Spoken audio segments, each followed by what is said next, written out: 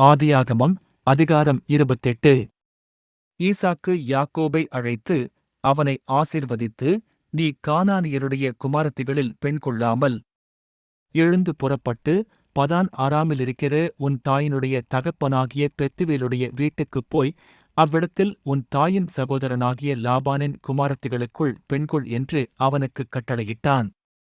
சர்வவல்லமையுள்ள தேவன் உன்னை ஆசீர்வதித்து, நீ பல ஜனக்கூட்டமாகும்படி உன்னை பலுகவும் பெருகவும் பண்ணி, தேவன் ஆபிரகாமுக்குக் கொடுத்ததும் நீ பரதேசியாய்த் தங்குகிறதுமான தேசத்தை நீ சுதந்தரித்துக் கொள்ளும்படி ஆபிரகாமுக்கு அருளிய ஆசீர்வாதத்தை உனக்கும் உன் சந்ததிக்கும் அருளுவாராக என்று சொல்லி ஈசாக்கு யாக்கோபை அனுப்பிவிட்டான்.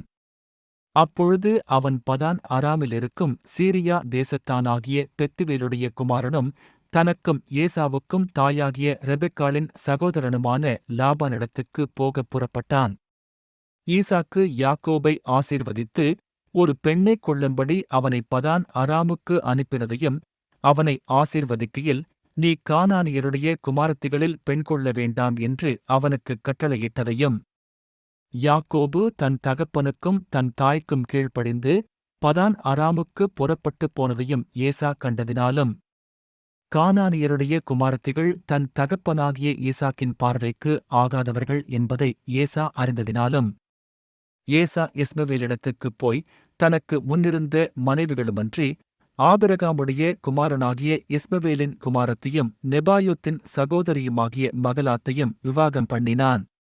யாக்கோபு பெயர்செபாவை விட்டு புறப்பட்டு ஆரானுக்குப் போக பிரயாணம் பண்ணி ஒரு இடத்திலே வந்து சூரியன் அஸ்தமித்தபடியினால் அங்கே ராத்தங்கி அவ்விடத்துக் கற்களில் ஒன்றை எடுத்து தன் தலையின் கீழ் வைத்து அங்கே நித்திரை செய்யும்படி படுத்துக்கொண்டான். அங்கே அவன் ஒரு சொப்பனங் கண்டான். இதோ, ஒரு ஏணி பூமியிலே வைக்கப்பட்டிருந்தது. அதன் நுனி வானத்தை எட்டியிருந்தது. அதிலே தேவதூதர் ஏறுகிறவர்களும் இறங்குகிறவர்களுமாய் இருந்தார்கள். அதற்கு மேலாக கர்த்தர் நின்று, நான் உன் தகப்பனாகிய ஆபிரகாமின் தேவனும் ஈசாக்கின் தேவனுமாகிய கர்த்தர், நீ படுத்திருக்கிற பூமியை உனக்கும் உன் சந்ததிக்கும் தருவேன். உன் சந்ததி பூமியின் தூளைப் போலிருக்கும். நீ மேற்கேயும் கிழக்கேயும் வடக்கேயும் தெற்கேயும் பரம்புவாய். உனக்குள்ளும் உன் சந்ததிக்குள்ளும் பூமியின் வம்சங்களெல்லாம் ஆசீர்வதிக்கப்படும். நான் உன்னோடே இருந்து நீ போகிற இடத்திலெல்லாம் உன்னைக் காத்து இந்த தேசத்துக்கு உன்னை திரும்பி வரப் பண்ணுவேன். நான் உனக்குச் சொன்னதைச் செய்யுமளவும் உன்னைக் கைவிடுவதில்லை என்றார். யாக்கோபு நித்திரை தெளிந்து விழித்தபோது, மெய்யாகவே கர்த்தர் இந்த ஸ்தலத்தில் இருக்கிறார், இதை நான் அறியாதிருந்தேன் என்றான்.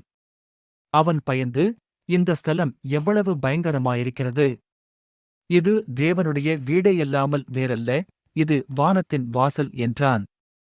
அதிகாலையிலே யாக்கோபு எழுந்து தன் தலையின் கீழ் வைத்திருந்த கல்லை எடுத்து அதைத் தூணாக நிறுத்தி அதன்மேல் எண்ணெய் வார்த்து அந்த ஸ்தலத்திற்குப் பெத்தேல் என்று பேரிட்டான். அதற்கு முன்னே அவ்வூருக்கு லூஸ் என்னும் பேர் இருந்தது. அப்பொழுது யாக்கோபு, தேவன் என்னோடே இருந்து நான் போகிற இந்த வழியிலே என்னைக் காப்பாற்றி உண்ண ஆகாரமும் உடுக்க வஸ்திரமும் எனக்குத் தந்து என்னை என் தகப்பன் வீட்டுக்கு சமாதானத்தோடே திரும்பி வரப் பண்ணுவாரானால் கர்த்தர் எனக்குத் தேவனாயிருப்பார். நான் தூணாக நிறுத்தின இந்தக் கல் தேவனுக்கு வீடாகும். தேவரீர் எனக்குத் தரும் எல்லாவற்றிலும் உமக்குத் தசமபாகம் செலுத்துவேன் என்று சொல்லி பொருத்தனை பண்ணிக் கொண்டான்.